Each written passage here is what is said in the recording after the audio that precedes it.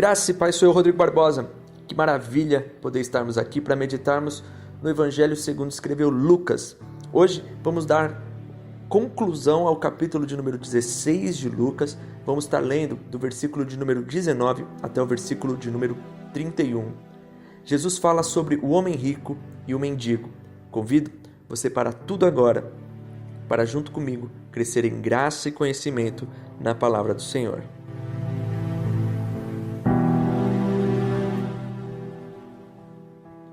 Ora, havia um homem rico e vestia-se de púrpura e de linho finíssimo e vivia todos os dias regalada e esplendidamente.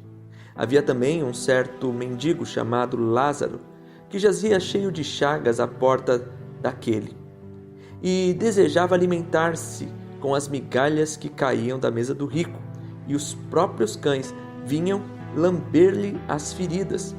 E aconteceu que o mendigo morreu e foi levado pelos anjos para o seio de Abraão. E morreu também o rico e foi sepultado. E no Hades ergueu os olhos, estando em tormentos, e viu ao longe Abraão e Lázaro no seu seio.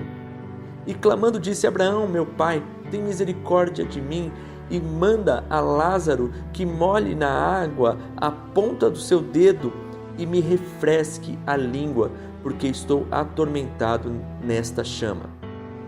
Disse, porém, Abraão: Filho, lembra-te de que recebestes os teus bens em tua vida, e Lázaro somente males. E agora este é consolado, e tu atormentado. E, além disso, está posto um grande abismo entre nós e vós, de sorte que os que quiserem passar daqui para vós não poderiam, nem tampouco os de lá passar para cá. E disse-lhe: Rogo-te, pois, ó Pai, que o mandes à casa de meu pai, pois tenho 5 irmãos, para que lhes dê testemunho, a fim de que não venham também para este lugar de tormento. Disse-lhe Abraão: Eles têm Moisés e os profetas, ouçam-nos. E disse ele: Não, Abraão, meu pai, mas se algum dos mortos fosse ter com eles, arrepender-se-iam. Porém, Abraão lhe disse: Se não ouvem a Moisés e aos profetas, tampouco acreditarão, ainda que algum dos mortos ressuscite.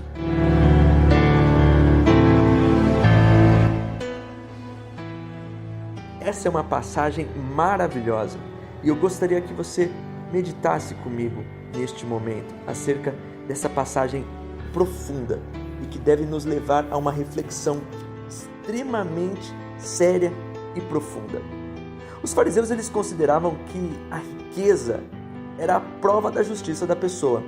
O fato de que até nós, muitas vezes, muitos de nós olhamos os bens de uma pessoa, olhamos aquilo que a pessoa possui, casa, carros, riquezas, guarda-roupas farropados, e nós associamos essa prosperidade como a prova de que essa pessoa ela é abençoada por Deus.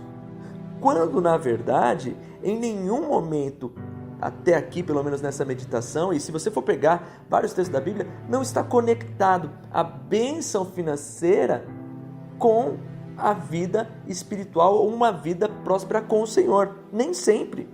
Nem sempre. Não estou dizendo aqui que você ter dinheiro não é de Deus. Entenda, não importa o quanto nós temos, mas sim o modo ao qual usufruímos e usamos as nossas posses. Veja essa passagem que interessante. Havia um homem rico que vivia uma vida extremamente esplêndida, regalada, vivia esplendidamente. Em contrapartida, havia um mendigo. O homem rico não foi para o Hades porque ele era rico. Mas o interessante é que havia um mendigo. O mendigo se chamava Lázaro. O rico, tão pouco importa o nome. Mas por que de repente o nome de Lázaro aparece aqui? Para saber que o Senhor conhece todos os pequenos. De repente, o mundo é diferente. A gente sabe o nome dos mais importantes, a gente sabe o nome dos ricos, a gente sabe do nome daqueles que têm mais destaque, mais fama, daqueles que estão na mídia, mas o Senhor dá honra aos pequenos. Quem era Lázaro? Um mendigo cheio de feridas, que tinha desejo de comer das migalhas que caíam da mesa do rico, ao qual os cães lambiam as suas feridas. Este Zé Ninguém, esse aí despercebido pela sociedade, que o rico passou muitas e muitas vezes por ele, porque ele vivia na porta do rico, e o rico tinha para dar à vontade, mas nunca alimentou, nunca olhou para as feridas daquele homem. Mas o Senhor olha para os pequenos. Nós temos um Deus que levanta o pequeno. Então por isso Jesus fala o nome de Lázaro. Sabe, meu querido, quando você se sentir menosprezado, diminuído, se você se sente um excluído, se você se acha inferior porque as pessoas têm coisas e se engrandecem e são engrandecidos nessa terra, não se preocupe. Há um que sabe o teu nome, há um que conhece as suas necessidades, há um que conhece a sua vida, e ele sim olha para você. Como eu disse, o rico não foi para o inferno, para o Hades, para o lugar de tormenta, porque ele era rico, mas porque ele não soube usar aquilo que ele tinha para abençoar, para cuidar daqueles que necessitavam. Ele foi um péssimo administrador destes bens, dessa injustiça. Ele serviu a Mamon ao invés ao reino do Senhor. Interessante é que quando ele tem uma visão de Abraão, ele chama Abraão de pai. Então ele provavelmente era um judeu que conhecia a lei, um judeu que conhecia os profetas, mas que desprezou a prática do ensinamento do Senhor. Meu irmão, eu vou te dizer uma coisa: não vai adiantar depois da morte querer se arrepender. Você vê que não há espaço para arrependimento. Ele clama a Abraão um pouco de misericórdia, mas não há misericórdia, porque o tempo de ter misericórdia é enquanto estamos respirando aqui vivos. A tormenta é tão grande que ele deseja que Lázaro molhe o dedo em água e refresque a sua boca, mas o Senhor revela que há um grande abismo entre o lugar de descanso e o lugar de tormenta, ao qual nenhum de um lado e nenhum do outro vai poder atravessar. Não tem como interceder depois da morte. Não existe intercessão que vá tirar alguém da condição pós-morte de condenação e levá-la para o lugar de descanso.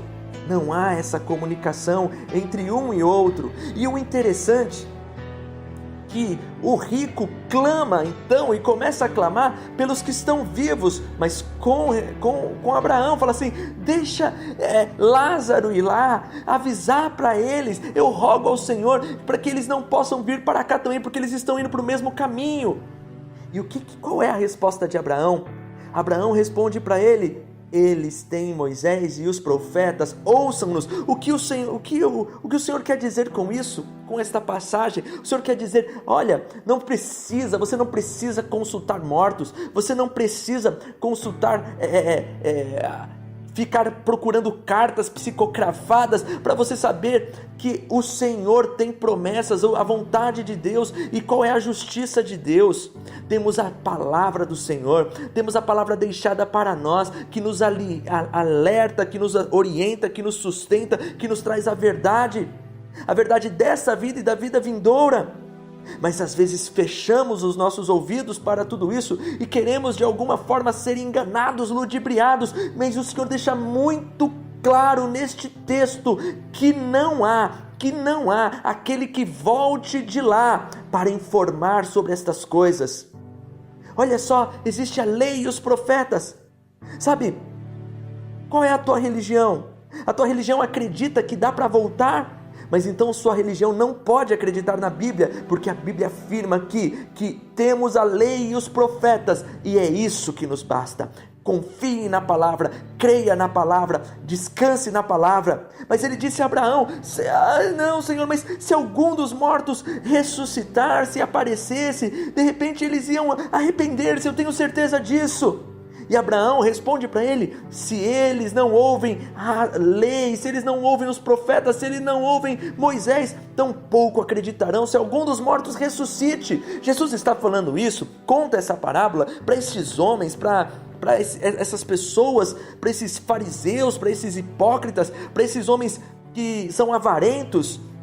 E Jesus está dizendo, e Jesus está caminhando para Jerusalém, aonde logo mais ele sabe que será morto, e ele sabe também que no terceiro dia ele voltará dos mortos. Sim, nós temos um que voltou dos mortos, nós temos um que ressuscitou, temos um que venceu a morte, mas mesmo assim muitos não acreditam.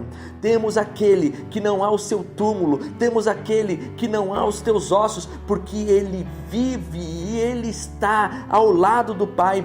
Porém, contudo, entretanto, muitos ainda não creem, mesmo e negam a verdade de Jesus Cristo.